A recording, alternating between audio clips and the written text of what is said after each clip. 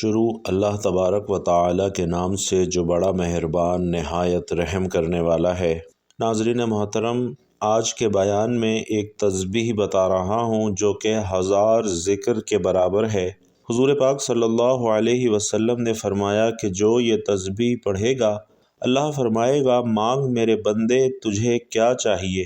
ناظرین کرام، اللہ تعالیٰ کے ذکر کی بے شمار فضیلت قرآن اور حدیث میں آئی ہے اور ہر ذکر کی ایک خاص تاثیر اور برکت ہے، لیکن کچھ ذکر اور عبادات ایسی ہیں جن کی فضیلت بہت زیادہ ہے، اور انہی میں سے ایک خاص اور بہت ہی اہم تسبیح ہے جو کہ 1000 ذکر کے برابر ہے، اور جو یہ تسبیح پڑھتا ہے اللہ تعالیٰ اپنے بندے کی دعاؤں کو فوراً قبول فرماتے ہیں۔ یہ وہ تسبیح ہے جس کے بارے میں حدیث میں آتا ہے کہ اس تسبیح کو پڑھنے والے کی مرادیں پوری ہو جاتی ہیں، اور اللہ تعالیٰ خود اپنے بندے سے فرماتا ہے کہ مانگ میرے بندے تجھے کیا چاہیے۔ ناظرین، ذکر سے مراد اللہ تعالیٰ کو یاد کرنا ہے، اور یہ عبادات دین اسلام میں سے ایک اہم عبادت ہے۔ ذکر معمولاً اسماء الہی کی تکرار، آیات قرآنی یا کتب و حدیث میں مذکور دعاؤں کے بآواز بلند یا آہستہ پڑھنے کو کہا جاتا ہے، اور معمولاً ذکر انفرادی طور پر کی جانے والی عبادت ہے۔ قرآن مجید میں آتا ہے کہ اے ایمان والو، اللہ کا ذکر بہت زیادہ کیا کرو اور صبح و شام اس کی تسبیح کیا کرو۔ اس کے علاوہ بھی بہت سی آیات میں ذکر کا حکم آیا ہے، جیسا کہ حضرت ابو ہریرہ رضی اللہ تعالی عنہ سے مروی ہے کہ رسول اللہ صلی اللہ علیہ وسلم نے فرمایا کہ حق تعالیٰ کا فرمان ہے کہ میں بندے کے ساتھ وہی معاملہ کرتا ہوں جیسا کہ وہ میرے ساتھ گمان کرتا ہے۔ جب وہ مجھے یاد کرتا ہے تو میں اس کے ساتھ ہوتا ہوں، پس اگر وہ مجھے اپنے دل میں یاد کرتا ہے تو میں بھی اسے اپنے دل میں یاد کرتا ہوں، اور اگر وہ مجمع میں میرا ذکر کرتا ہے تو میں اس مجمع سے بہتر یعنی فرشتوں کے مجمع میں اس کا ذکر کرتا ہوں۔ اگر میرا بندہ میری طرف ایک بالشت متوجہ ہوتا ہے تو میں ایک ہاتھ اس کی طرف متوجہ ہوتا ہوں، اور اگر وہ ایک ہاتھ بڑھاتا ہے تو میں 2 ہاتھ بڑھاتا ہوں، اگر وہ میری طرف چل کر آتا ہے تو میں اس کی طرف دوڑ کر جاتا ہوں۔ ناظرین، نبی کریم صلی اللہ علیہ وسلم نے یہ بھی فرمایا کہ اللہ تعالیٰ کے پاس فرشتوں کی ایک جماعت ایسی ہے جو کہ مجالس فکر کی تلاش میں گھومتی پھرتی رہتی ہے، اور جب کبھی وہ فرشتے مجلس فکر کو پاتے ہیں تو اصحاب مجلس کے اندر بیٹھ جاتے ہیں اور ایک دوسرے کو اپنے پروں سے ڈانپ لیتے ہیں، حتیٰ کہ زمین اور پہلے انسان کے درمیان کی تمام کائنات ان سے بھر جاتی ہے۔ جب وہ منتشر ہوتے ہیں تو فرشتے آسمان کی طرف چلے جاتے ہیں، اور اللہ عز و جل اپنے علم کے باوجود ان سے پوچھتا ہے کہ تم کہاں سے آئے ہو؟ وہ کہتے ہیں کہ ہم روئے زمین میں تیرے ایسے بندوں کے پاس سے آئے ہیں جو تیری تسبیح، تکبیر اور حمد بیان کر رہے تھے۔ اسی طرح پیارے آقا صلی اللہ علیہ وسلم نے یہ بھی فرمایا کہ جو شخص اللہ کا ذکر کرتا ہے اور جو نہیں کرتا، ان دونوں کی مثال زندہ اور مردہ کی سی ہے کہ ذکر کرنے والا زندہ ہے اور ذکر نہ کرنے والا مردہ ہے۔ بھائیوں اور بہنوں، ذکر کے بہت ہی زیادہ فضائل ہیں۔ ذکر شیطان کو دفع کرتا ہے اور اس کی قوت کو توڑتا ہے، اللہ تعالیٰ کی خوشنودی کا سبب ہے، دل سے فکر اور غم کو دور کرتا ہے اور دل میں فرحت، سرور اور انبساط پیدا کرتا ہے، بدن اور خاص طور پر دل کو قوت بخشتا ہے اور چہرے اور دل کو منور کرتا ہے، رزق کو بڑھاتا ہے اور ذکر کرنے والے کو ہیبت اور حلاوت کا لباس پہناتا ہے، اللہ تعالیٰ کی محبت پیدا کرتا ہے۔ اسی طرح ذکر سے مراقبہ نصیب ہوتا ہے۔ ذکر الہی سے شیطان ذلیل اور رسوا ہو کر مکھی اور مچھر کی طرح ہو جاتا ہے۔ ذکر الہی سے اللہ راضی ہو جاتا ہے، اور ذکر الہی غموں اور پریشانیوں کا بہترین علاج ہے۔ ذکر الہی سے دل میں مسرت اور خوشی پیدا ہوتی ہے، اور ذکر الہی سے دلوں کو راحت اور سکون ملتا ہے۔ ذکر الہی سے بدن اور دل کو تقویت ملتی ہے۔ ذکر الہی سے انابت یعنی رجوع اللہ حاصل ہوتی ہے، اور ذکر الہی سے تقرب الہی حاصل ہوتا ہے۔ ذکر الہی سے اللہ عز و جل آسمانوں میں ذکر کرنے والے کا تذکرہ کرتے ہیں، اور ذکر الہی سے دلوں کا زنگ اتر جاتا ہے۔ ذکر الہی سے چہرہ اور دل منور ہوتا ہے۔ ذکر الہی سے اللہ تنگ دستیاں دور فرماتا ہے اور رزق کے دروازے کھولتا ہے۔ ذکر الہی سے انسان کی زبان لغویات یعنی غیبت، چغل خوری، جھوٹ اور بدگوئی وغیرہ سے محفوظ رہتی ہے۔ ذکر الہی کی وجہ سے انسان قیامت کے دن حسرت سے معمون رہے گا، اور ذاکر کو ذکر الہی کی برکت سے وہ نعمتیں مل جاتی ہیں جو مانگ کر لینے سے بھی نہیں ملتی۔ اسی طرح بھائیوں اور بہنوں، ذکر الہی تمام تر عبادات سے آسان اور افضل ترین ہے۔ ذکر الہی صدقہ اور جہاد سے بھی افضل ہے۔ ذکر الہی سے دل کی قساوت نرمی میں تبدیل ہو جاتی ہے، اور ذکر الہی محبت الہی کا دروازہ ہے۔ ذکر الہی ہر قسم کے شکر سے اعلیٰ ترین شکر ہے، جو کہ مزید نعمت کا باعث ہے۔ ذکر الہی اللہ کی رحمتوں اور فرشتوں کی دعاؤں کا معجب ہے۔ مجالس ذکر جنت کے باغات ہیں، مجالس ذکر فرشتوں کی مجلسیں ہیں۔ اہل ذکر سے اللہ تعالیٰ ملائکہ میں فخر فرماتے ہیں، اور ذکر الہی انسان اور جہنم کے درمیان دیوار بن جاتا ہے۔ فرشتے ذاکر کے لیے دعائے مغفرت کرتے ہیں، اور کثرت کے ساتھ ذکر کرنے سے نفاق سے نجات نصیب ہو جاتی ہے۔ ذکر الہی سے شیطانوں میں گھرے ہوئے آدمی کو بھی نجات مل جاتی ہے۔ ذکر الہی دل اور روح کی غذا اور خوراک ہے، اور ذکر الہی اللہ کے نزدیک محبوب ترین عمل ہے۔ ذکر الہی کا نور ہر جگہ اور ہر موقع، یعنی دنیا، قبر، آخرت اور پل صراط پر جگمگاتا رہے گا۔ ذاکر کو اللہ بھی یاد کرتا ہے، اور ذاکر کو اللہ تعالیٰ کی خصوصی معیت حاصل ہوتی ہے۔ ذکر الہی فلاح اور کامیابی کا ذریعہ ہے۔ ذکر الہی سے ہر مشقت آسان ہو جاتی ہے، ہر دشوار چیز سہل ہو جاتی ہے۔ ذکر الہی سے ہر مصیبت اور رنج و غم زائل ہو جاتا ہے۔ اللہ تعالیٰ ذاکر کی تصدیق کرتا ہے، اور ذکر الہی سے جنت میں سونے اور چاندی کے شجر اور محل تیار کیے جاتے ہیں۔ ذکر الہی جہنم سے آڑ کا سبب ہے، اور ذکر الہی کی کثرت نفاق سے برت کی سند ہے۔ ذکر الہی ہمیشہ باقی رہنے والی نیکیاں ہیں، اور رسول اللہ صلی اللہ علیہ وسلم کا ارشاد گرامی ہے کہ دل دو چیزوں غفلت اور گناہ سے زنگ پکڑتا ہے، اور دو چیزوں سے ہی زنگ دور کیا جا سکتا ہے اور دل کو روشن کیا جا سکتا ہے۔ ایک استغفار ہے، جبکہ دوسرا ذکر الہی ہے۔ ناظرین، محبت ایک ایسا جذبہ ہے جو انسان اور حیوان میں یکساں طور پر کوٹ کوٹ کر بھرا ہوا ہوتا ہے۔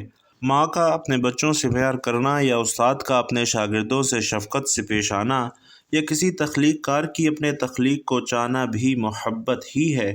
انسان جسے اللہ نے پیدا کیا ہے، لہٰذا اللہ کو بھی اس سے محبت ہے، اور بے پناہ محبت ہے۔ جیسا کہ ایک حدیث میں آتا ہے کہ نبی کریم صلی اللہ علیہ وسلم کے پاس کچھ قیدی آئے، جن میں ایک عورت بھی تھی۔ اتنے میں ایک بچہ اس قیدیوں میں سے ملا، اور اس نے فوراً سے اپنے سینے سے لگا لیا۔ رسول اللہ صلی اللہ علیہ وسلم نے صحابہ سے سوال کیا کہ کیا تم خیال کر سکتے ہو کہ یہ عورت اپنے بچے کو آگ میں ڈال سکتی ہے؟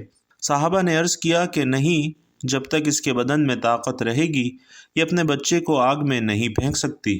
آپ صلی اللہ علیہ وسلم نے فرمایا کہ اللہ اپنے بندوں پر اس سے بھی زیادہ رحم کرنے والا ہے جتنا یہ عورت اپنے بچے پر مہربان ہے۔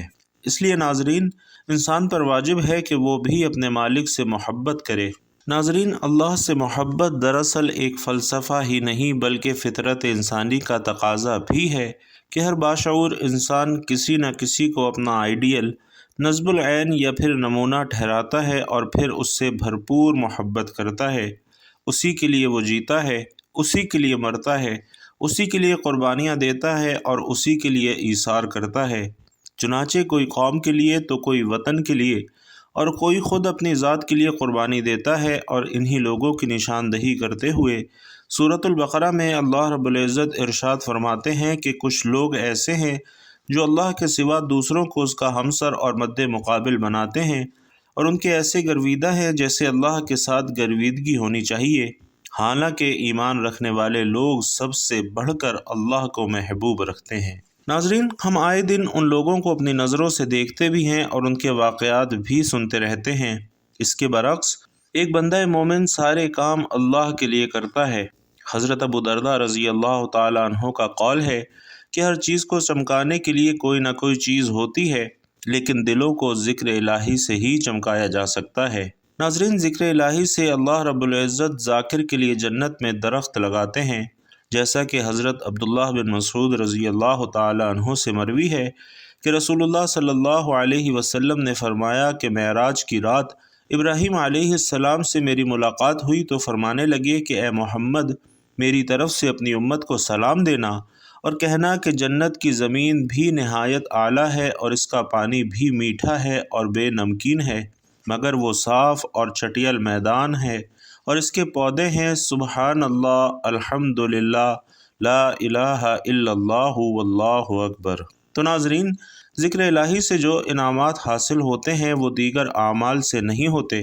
چنانچہ صحیحین میں حضرت ابو ہریرہ رضی اللہ تعالیٰ عنہ سے مروی ہے کہ رسول اللہ صلی اللہ علیہ وسلم نے فرمایا کہ جو شخص روزانہ 100 مرتبہ لا الہ الا اللہ وحدہ لا شریک لہ لہ الملک ولہ الحمد وہو علی کل شیء قدیر پڑھے، اسے 10 غلام آزاد کرنے کا ثواب ملتا ہے، 100 نیکیاں اس کے نامہ اعمال میں لکھ دی جاتی ہیں، اور صبح سے شام تک وہ شیطان کے شر سے محفوظ رہتا ہے، اور اس کے اعمال سے بڑھ کر کسی کا عمل افضل نہیں ہوتا الا یہ کہ اس سے بڑھ کر کوئی یہ عمل کرے۔ اور جو شخص دن میں 100 مرتبہ سبحان اللہ و بحمدہ کہے، اس کے تمام گناہ خواہ وہ سمندر کی جھاگ کے برابر ہی کیوں نہ ہوں معاف کر دیے جاتے ہیں۔ رسول اللہ صلی اللہ علیہ وسلم کا فرمان عالی شان ہے کہ جو قوم اللہ کا ذکر کرتی ہے تو فرشتے انہیں اپنے گھیرے میں لے لیتے ہیں، رحمت انہیں ڈھانپ لیتی ہے اور ان پر سکینت نازل ہوتی ہے۔ اللہ تعالیٰ بطور فخر ان کا تذکرہ اپنے فرشتوں سے کرتا ہے جو اس کے پاس ہوتے ہیں۔ اسی طرح آپ صلی اللہ علیہ وسلم فرماتے ہیں کہ جو لوگ اپنی مجلس میں اللہ کا ذکر نہیں کرتے اور نہ ہی اپنے نبی پر درود بھیجتے ہیں تو ایسی مجلس باعث حسرت اور نقصان دہ ہوتی ہے۔ اگر اللہ چاہے تو انہیں عذاب دے اور اگر چاہے تو معاف کر دے۔ بھائیوں اور بہنوں، تمام اعمال ذکر الہی کو دوام اور ہمیشہ باقی رکھنے کے لیے ہیں۔ مقابلہ اعمال میں ذکر الہی کرنے والے جیت جائیں گے اور ذکر انسان اور جہنم کے درمیان دیوار بن جاتا ہے۔ فرشتے ذاکر کے لیے دعائے مغفرت کرتے ہیں جیسا کہ تائب کے لیے دعائے مغفرت فرماتے ہیں۔ کثرت کے ساتھ ذکر کرنے سے نفاق سے نجات نصیب ہوتی ہے اور ذکر الہی کی لذت تمام لذات سے بہتر لذت ہے۔ کثرت ذکر سے گواہوں کی کثرت ہوتی ہے اور ذکر الہی سے شیطانوں میں گرے ہوئے آدمی کو بھی نجات مل جاتی ہے۔ ذکر الہی سے بے حد قوت حاصل ہوتی ہے۔ آپ صلی اللہ علیہ وسلم کی لخت جگر سیدہ فاطمہ رضی اللہ تعالی عنہا نے چکی کی مشقت اور دیگر معمولات کی زیادتی اور تکالیف کی شکایت کرتے ہوئے آپ صلی اللہ علیہ وسلم سے خادم طلب فرمایا تو آپ صلی اللہ علیہ وسلم نے اپنی صاحبزادی کو خادم دینے کے بجائے رات کو سوتے وقت 33 مرتبہ سبحان اللہ، 33 مرتبہ الحمدللہ اور 34 مرتبہ اللہ اکبر پڑھنے کا ارشاد فرمایا اور فرمایا کہ خادم کے بجائے یہ کلمے تمہارے لیے بہتر ہیں۔ ناظرین، اگر ہم غور کریں تو معلوم ہوتا ہے کہ اسلام نے ہمیں ہر لمحہ اور ہر موڑ پر ذکر الہی کا ہی درس دیا ہے۔ گھر سے نکلیں تو دعا، بازار جائیں تو دعا، سواری پر سوار ہوں تو دعا، شہر میں داخل ہوں تو دعا، پانی پئیں تو دعا، کھانے سے فارغ ہوں تو دعا۔ دین اسلام نے انسان کو کسی بھی موڑ پر بے رہبر نہیں چھوڑا، ہر مقام پر ذکر الہی کی تلقین کی ہے۔ لہٰذا ہمیں چاہیے کہ ہم ہمہ وقت ذکر الہی میں مشغول رہیں، کیونکہ اسی میں ہماری کامیابی ہے۔ جیسا کہ قرآن حکیم میں ارشاد ربانی ہے کہ کثرت سے اللہ تعالیٰ کو یاد کرنے والوں اور یاد کرنے والیوں کے لیے رب کائنات نے بخشش کے ساتھ اجر عظیم تیار کر رکھا ہے۔ اس لیے ناظرین، فارغ اوقات میں ہمیں اللہ سے لو لگانی چاہیے، اور اللہ تعالیٰ نے نبی کریم صلی اللہ علیہ وسلم سے مخاطب ہو کر فرمایا کہ جب تو فارغ ہو تو عبادت میں محنت کر اور اپنے پروردگار ہی کی طرف دل لگا۔